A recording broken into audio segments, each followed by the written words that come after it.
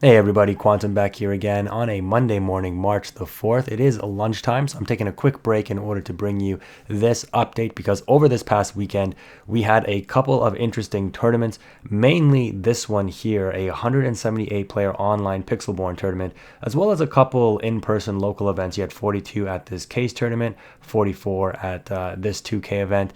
We'll take a look at a couple of these events, what decks were coming out on top, and what the meta is shaping up to be. It is quite interesting. Before I get started, though, I just want to say thank you so much to everybody who's been posting, liking, and just providing that great feedback on my last video. I will get around to responding to those comments later today. I am getting my voice back. It probably still sounds a little harsh, but again, thank you so much for that support. And then the last thing I'll say before we get into it is it's been a week since I did my last market watch, and since today is Monday, I did my last market watch on Monday. I will be coming out with one after work today. So I just figured that this was a more important video to get out earlier than the market watch, since the market between now and the next 5 hours probably isn't going to change all too much. But you'll be surprised at some of our predictions. All right, with that out of the way, let's go ahead and jump straight into the Pixelborn 178 player online tournament over this past weekend. And this is, of course, using Inkdex. Where am I clicking here? Right here. So it's the pack third chapter. The winner was Brennan DeCanio. And keep in mind, guys, when you look at what decks ended up winning, that you should be also taking into consideration who are the players playing these decks, because it's not just about, oh, this person's playing this deck, it must be the best deck. No, it's also the player piloting the deck, right? Like people like Jeebus, like Brennan, like Frank, who's Zephyr. These guys are very, very good players. So don't just think that they're using this deck, it's the best deck. No, it's also the player. But let's go ahead and take a look at this Amber Steel song list that ended up on top. So right away, the first thing I notice when I click on this list is lanterns as the items and no longer using the Sleepy's flute. So that's very interesting. You would think that Steel Song wouldn't be in a really good position because 18 songs sounds like it gets absolutely torn apart by the new Ursula Deceiver, the 2-drop that rips a song from your hand. But the nice thing about Steel Song is that it still has a very good matchup into Emerald Steel, just like it did in Rise of the Floodborn. So we take a look here, 39 characters. We've got 4 Cinderella, 4 Robin Hood. I told you guys this Robin Hood tech was going to be really, really good. 4 Stitch New Dog. So we've got a total of 12 1-drops. We've got 1 Cinderella Knight in Training, kind of an odd one of, but I'm sure there's a reason for it. 4 Ariel, no longer playing the Gaston. 3 Rapunzel, making its way back into the meta because it's a great thing to drop a Rapunzel and heal a beast, heal a Robin Hood, right? Especially when Robin Hood shifts on turn 3, Rapunzel heal it on turn 4.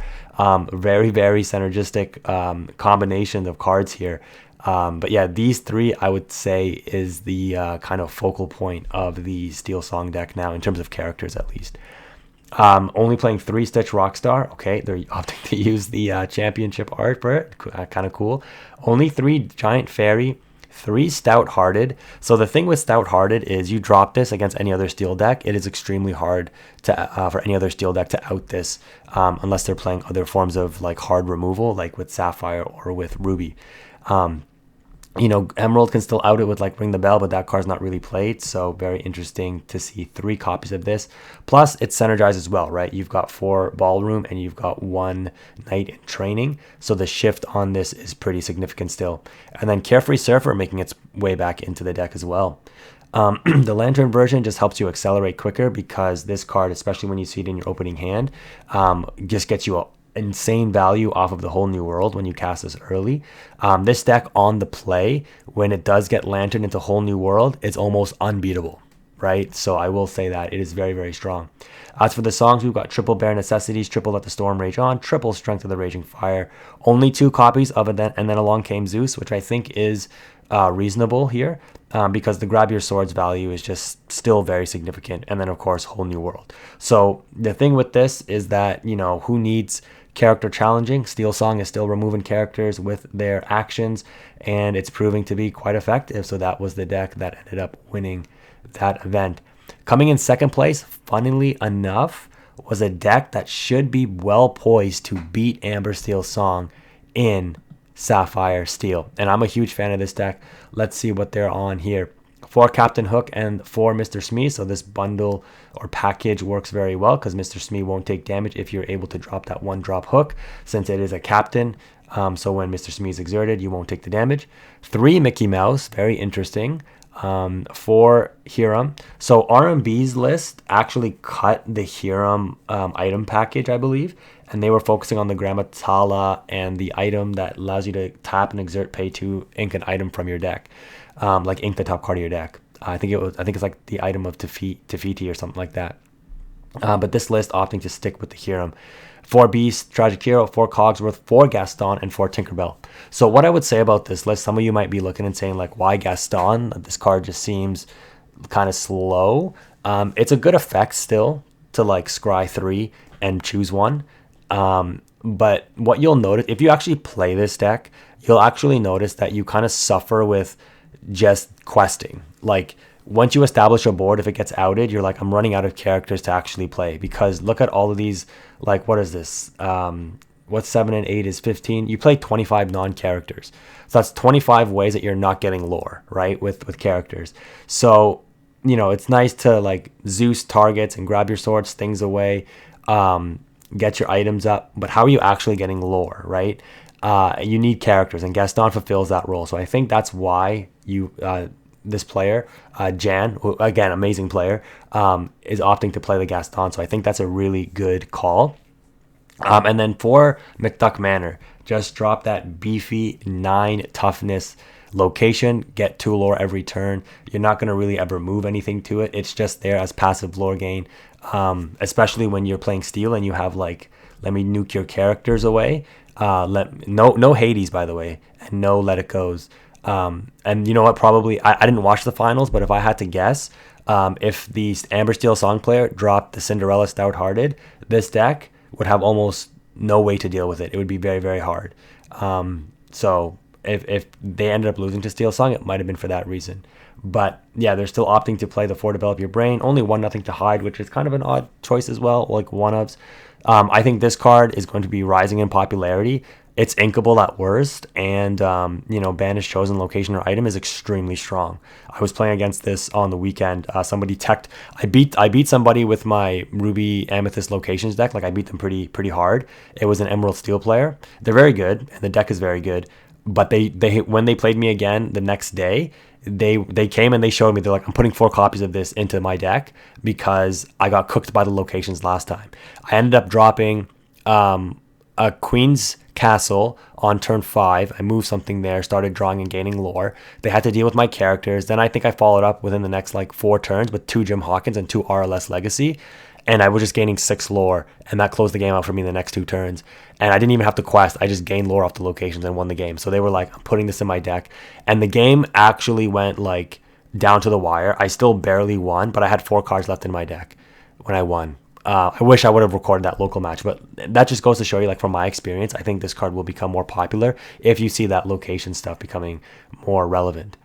So that was interesting. What I really want to take a look at, though, is Jeebus's and Michael's Ruby Amethyst list, because I know people were thinking, like, Ruby Amethyst is gone, like, it's no longer top dog, but we're seeing it in the top 4 here. And like I said, it's mostly these players piloting these decks that are showing that it's good.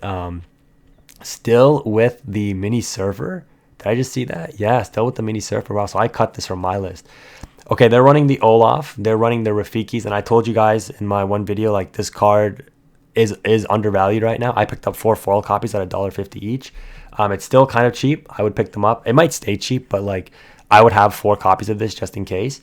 Only 2 Cusco, still with the snake.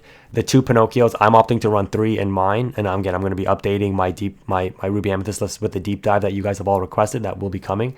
4 Fox still, of course. 3 Crab. Okay, I run 2, but 3 I can see, yep, is still strong. 3 Minnie Mouse. Okay.